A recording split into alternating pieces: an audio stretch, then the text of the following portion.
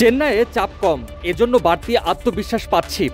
বন্ধু শরীফুলের কাছে ফোনে ঠিক এভাবেই চেন্নাইয়ের হয়ে খেলতে আসার অভিজ্ঞতা জানিয়েছেন মুস্তাফিজুর রহমান।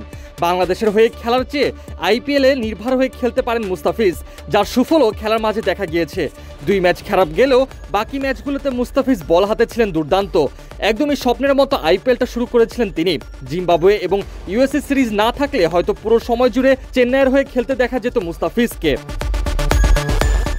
এবং কি যেই বন্ধুকে কল করে মুস্তাফিজ চেন্নাইয়ের হয়ে চাপমুক্ত হয়ে খেলার কথা জানিয়েছেন, অর্থাৎ শরীফুল ইসলামও এই 2 সিরিজ না থাকলে পুরো সময় আইপিএলে খেলতে পারতেন। জালাল ইউনুস নিজেই বলেছিলেন বিসিবির ইচ্ছা ছিল শরীফুলকে আইপিএল খেলার অনুমতি দেবার, তবে তা মুস্তাফিজের মতো স্বল্প সময়ের জন্য। কিন্তু লখনউয়ের কাছ থেকে স্বল্প সময়ের খেলার জন্য তেমন কোনো সাড়া না পাওয়ায় আর আইপিএল খেলা হয়নি শরীফুলের। তাই তো ডিপিএল খেলেই নিজেকে ঝালাই করে নিচ্ছেন শরীফুল।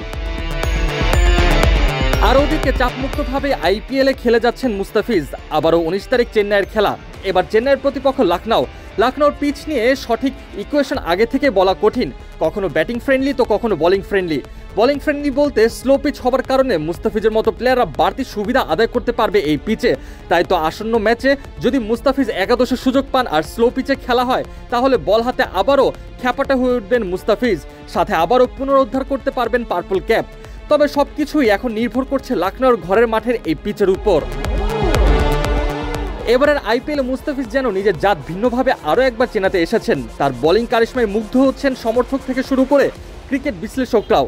চলমান আইপিএলে নিজের খেলা প্রথম ম্যাচে রয়্যাল চ্যালেঞ্জার্স বেঙ্গালুরুর বিপক্ষে 29 রান দিয়ে তুলে নিয়েছিলেন 4 উইকেট। প্রথম ম্যাচে হয়েছিলেন ম্যাচ সেরা। এরপর দ্বিতীয় ম্যাচেও গুজরাট টাইটান্সের বিপক্ষে করেন নজরকাড়া বোলিং। 2 উইকেট নিয়ে দলের জয়ে রাখেন বড় অবদান। নিজের খেলা তৃতীয় ম্যাচে দিল্লির বিপক্ষে 1 উইকেট পেলেও ছিলেন দলের সবচেয়ে খুঁড়োচ্ছে বোলার।